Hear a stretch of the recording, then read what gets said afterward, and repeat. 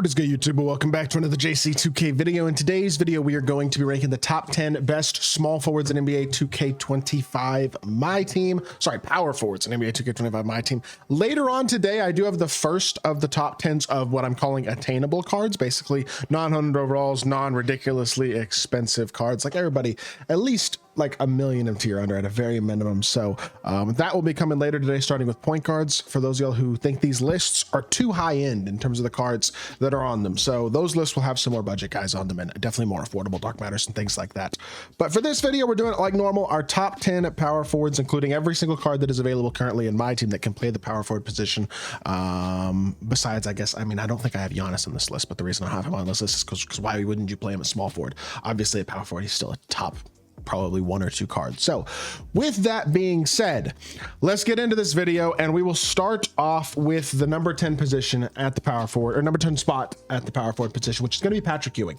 I think this card is pretty decent. His jumper just isn't very good, but I did play against the guy last night who was greening very consistently with Patrick Ewing. I was kind of leaving him, and he hit 2 in a row. And his jumper is not horrible. It is not amazing by any means, but it's not, I mean, it's pretty bad compared to the jumpers that you're used to at this point in the year, but it is greenable, and it is not like so atrociously, horrifically awful that you can't even get it off. It's not like Shaq's old jumper, for example. Stats and badges are amazing. He's 7 foot. He's got great defense. He's 100 overall with 99 speed, basically. Like, I still think he's a very solid card. His jumper, if it was better, would put him several spots higher on this list. But as of right now, I still think he cracks the top 10. Number 9 is Alex Sarr. Honestly, the more I get to use this card, the more he might rise up this list. As of right now, I have not used him very much, but I do think he is basically the same as Chet Holmgren. I think they pretty much give you the same amount on the court. They're both big 7'1" dudes with big player builds who are great defensively, have good athletic ability, and solid, if not insane, jump shots and off the dribble stuff. He's athletic, he's versatile, but he's not like going to be a primary shot creator. He's not going to be the best pick and popper in the game, but his size and defensive ability is extremely valuable at his physical ability. He can compete against the 100 overalls without a doubt. Very, very good card at power forward for sure. And then speaking of Chet Holmgren, he's next. Again, I think they're the same card. Realistically, I like Chet more because I've used him more. I'm more comfortable with his animations. Now, I don't know if that will change as I progress and use that Sarr card more, but they're basically, in my opinion, the same card. And Chet, for the exact same reasons that I laid out with Sarr, is, I think, another great power forward option. But I'm not going to spend too much time on Chet because, again, I think he and Sarr give you very similar things. Number 7. It's going to be David Robinson. I am higher on D-Rob than I think the majority of the community is, and I will accept that. I like his jump shot. I do. I green very consistently with it. I know it's not the fastest, but I like it. And 7'1" with a 7'5" wingspan, very good speed. That 96 speed is noticeable. It's very valuable defensively for guarding the 100 overalls, for making an impact defensively. I'm confident with him as a shooter. He's got great athletic ability. Rush dribble style is at least the ability to give him a little bit of off the dribble stuff. And I think he's a really good card. I think he does a lot of things well. I think people overlook how valuable and how good this David Robinson card is quite often, and I am a big fan of him, having him at the number 7 spot. Number 6 is the worst of the 100 overalls besides Patrick Ewing, which is Anthony Davis. Honestly, kind of for a similar reason as Ewing, his jumper's not that great. It's not bad by any means, definitely better than Ewing's, but it's not what I would consider this elite level, super good jump shot. Rush dribble style, step escape is very nice. He does have a 7'6" wingspan, which helps out the slight lack of height a lot, but, and I mean, the stats and badges are obviously perfect as well. He's a really good shot creating power forward with a great wingspan and enough height. I just wish the jumper was a little bit better. It would put him in the top 5. As of right now, 6 feels like the right spot for him, and that's not a bad thing with how loaded the rest of this top 5 is, especially the top 4, really the top 5 in general, but I think AD at 6 is probably fair. I feel like this is the right spot for him. If his jumper was a little better, it'd push him a little bit higher. Number 5, Kareem Abdul-Jabbar.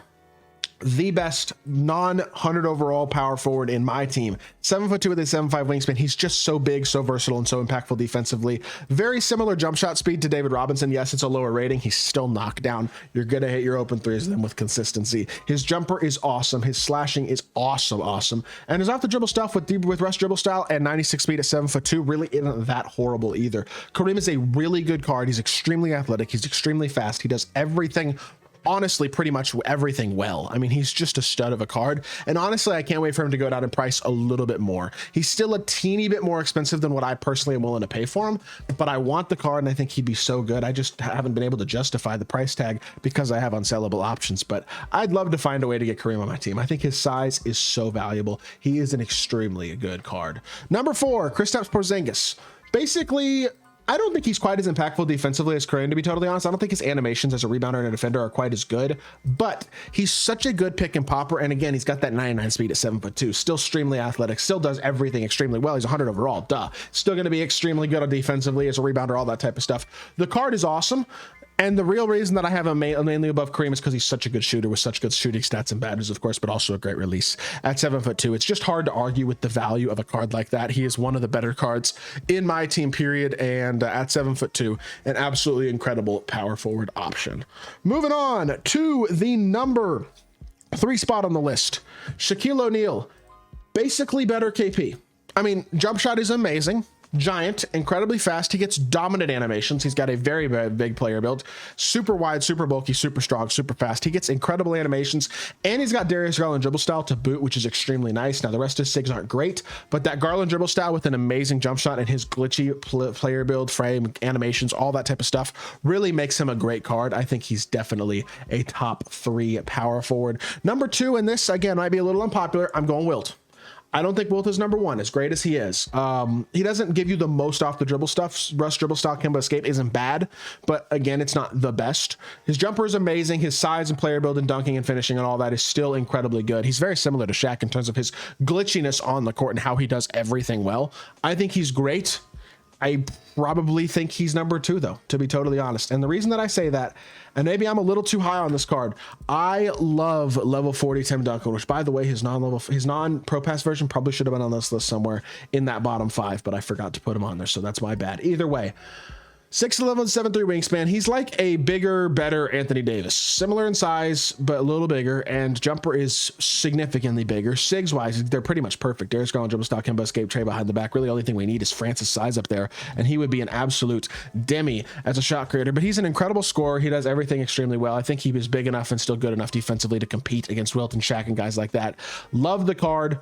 Size-wise, he's not quite as impactful as Wilt and Shaq, and it hurts him a little bit on the defensive end of the court, but I still think he is an awesome, awesome card. And with that being said, this is my top 10 power forwards in my team right now. This was a tough one because there's a lot of really good cards that are on this list, or that could have been on this list that aren't. Guys like Andrea Bargnani and the new Alperen Şengün, Hakeem Olajuwon, Joel Embiid. I could probably honestly go on. There are so many good power forwards in my team right now. You have 15 to 20 options that I think could be used, even at a tier 1 showdown high level. But again, in my opinion, these are overall the best of the best. And I mean, I'm currently running Tim Duncan and D-Rob, so I got what I consider maybe the best one, but also the 7th best one. And I mean, again, you could be using D-Rob and Sarr as your power forwards. You're fine. Just get a couple of these guys, a couple of those guys I just mentioned as well. You are going to be fine at the power forward position. That is going to do it for the video. I hope y'all did enjoy. If you did, make sure you hit that like button, leave a comment, and subscribe. I'll be back with more 2K content very, very soon, and I appreciate y'all. Peace.